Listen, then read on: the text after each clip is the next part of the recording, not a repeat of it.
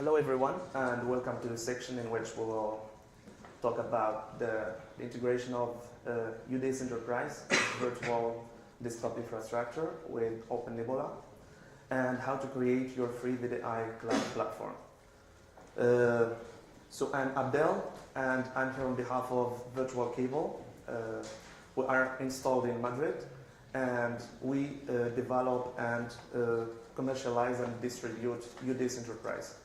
So first of all, Virtual Cable, we are a pioneering software company that develops, supports, maintains, and commercializes UDIS Enterprise, that is an open source virtual desktop infrastructure for virtual applications and virtual desktops. It does application virtualization through RDS, virtual desktop virtualization for both Linux and Windows, management of user access of IT resources through the integration with any authenticator, third-party authenticator, be it Active Directory, LDAP, or even if you don't have an already existing authenticator, you can use an internal database in which you create groups and users and you create your own policies. So one of the things that UDIS Enterprise does is automatic resource lifecycle management through switching on, switching off, rebooting, creation and deletion of virtual services, applications, or desktops, and lifecycle management, like by the deletion of orphaned or zombie machines. And also the installation, administration, and configuration is very used, as you will see in the demonstration, in the video we'll see in the end of this presentation. So why did we choose OpenNebula with UDIS Enterprise? Well, besides all the advantages of OpenNebula that you all know, OpenNebula has a big community, stable, open source, free of charge, and as you all know. We are also the only certified VDI connection broker that publishes directly on OpenNebula, and that has been tested on OpenNebula, and many of our clients are happy using OpenNebula with VDI, with UDIS Enterprise, and they have been using it for production. So UDIS Enterprise provides user access from any web browser, be it a handheld device, a laptop, running Linux or Windows or Mac, it doesn't matter, as long as it supports HTML access. It offers centralized, unified, and fast management of virtual desktops and services. UDIS Enterprise is flexible. It provides flexibility when it comes to hypervisors. You can deploy as many hypervisors as you want, and it supports all the hypervisors of the market. The same thing for protocols, for transport protocols. It supports from SPICE to RDP. It supports all the protocols. Multi-authenticator, like all the authenticators of the market are supported. And multi-cloud, since it can be integrated with any third-party cloud, be it private or or public, as well as through OpenNebula. And since OpenNebula supports cloud, so transitively, UDIS Enterprise supports everything. So we also provide 2 levels of advanced cache. We have cache level 1 and cache level 2. Cache level 1 is for machines in ready state, and cache level 2 for machines in suspended state in order to save waiting time. So when there is a machine taken from the available state, there is one mounted from cache level 1 from ready state, and another one is escalated from suspended to level 1 to ready, and hence the escalation. So again, the interface is very intuitive and very friendly.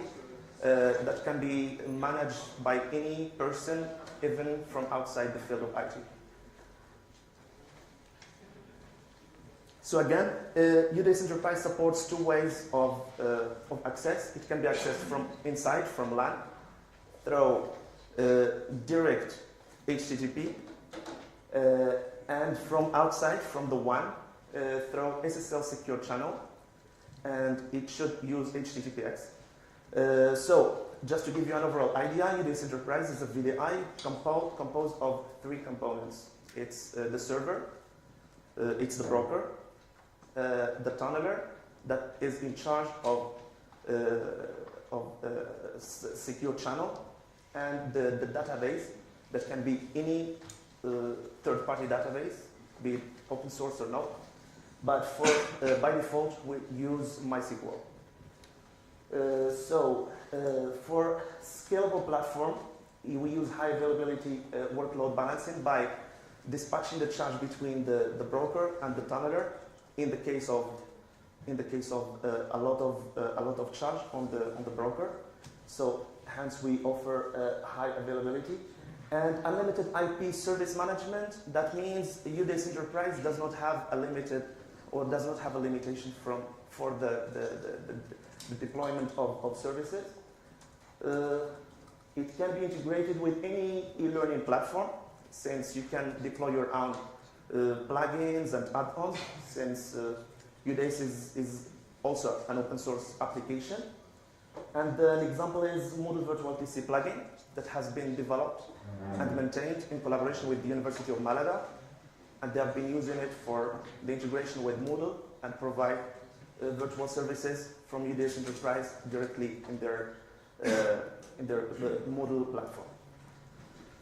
And for the cost scaling, UDS Enterprise provides flat rates after a certain number of users, and is the same for unlimited. So the advantages of OpenNebula with UDS Enterprise is a full open source solution. UDS is open source, OpenNebula is open source, so we get the full open source. So we gain effective on VDI cloud, and also simple cluster management for VDI. As our colleague has introduced reusability of legacy storage, we can use that for the reusability or recycling of legacy hardware. Deploy VMs and integrate any private and public cloud, either through UDS Enterprise directly or through OpenNebula. And also easy and effective integration that we will see in a while in the video. And also that many of our clients that we are aware of have been using OpenNebula commercially and in production. Many of them are universities, and one of our clients that I'm aware of that has been using OpenNebula to provide access to tens of thousands of students and staff is the University of Leuven in Belgium. They have been using OpenNebula for a long time to provide access to their alumni and staff. And we also have clients using OpenNebula with UDS Enterprise with Store Pool to manage the storage. So that's everything about OpenNebula. Let's now move on to see the demonstration.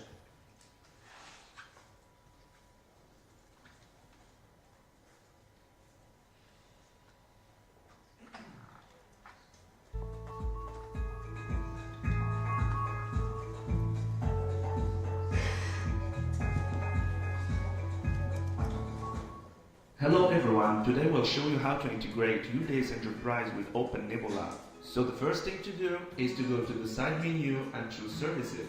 In Services we choose New OpenNebula Platform Provider.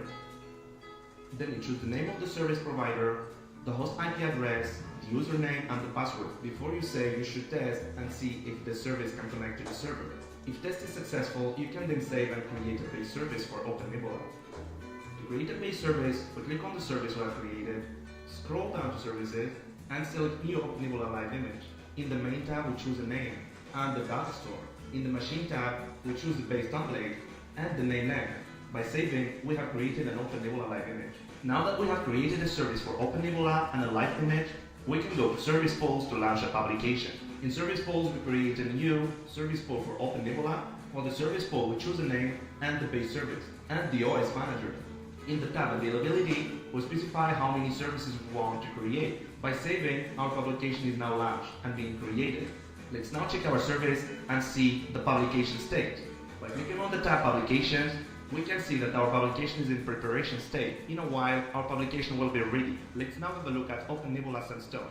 we can see in template section that our publication is being cloned. While waiting for the instances to be ready, we'll go to the dashboard and assign a transport and a group and user to our services.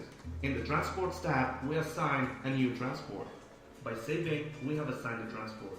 We move to the tab groups so we can assign a group and a user. Let's choose an authenticator and a group. By saving, we have assigned a group to our services. Let's now have a look at OpenNebula dashboard again to see if the services are ready. So now we can see that our services are being created and that there is a service being created every 3 to 4 seconds. So now that the 3 services have been created, we can jump again to view this dashboard. In the publication tab, we can see the services state. Once the state is valid, we can switch to user mode to see our services. So now as you can see, our service is ready and it can be used by any user registered in the group we have assigned to this service.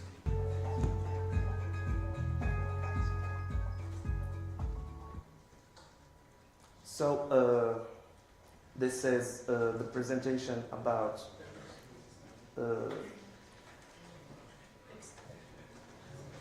OpenNebula. So just one thing before I finish.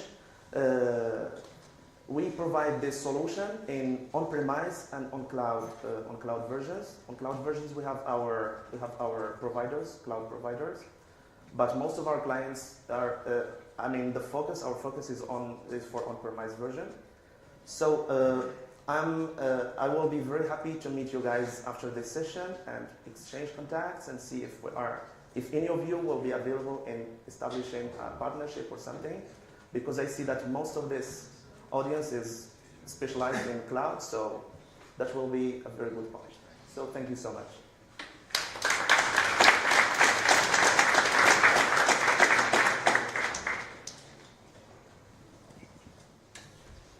Any questions?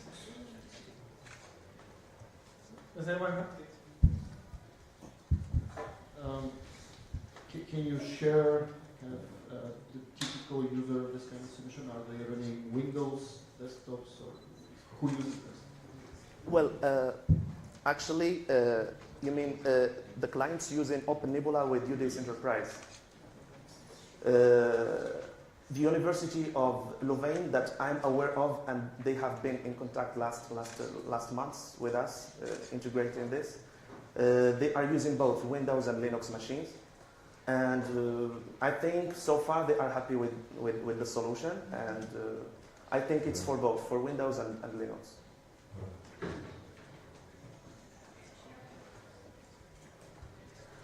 Any more questions?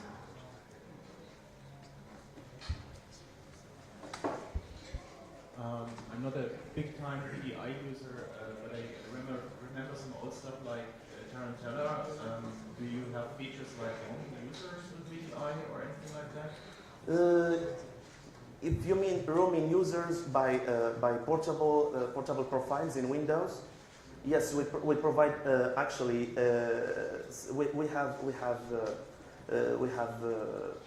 we have actually profiles for persistent and non-persistent, OS managers for persistent and non-persistent machines.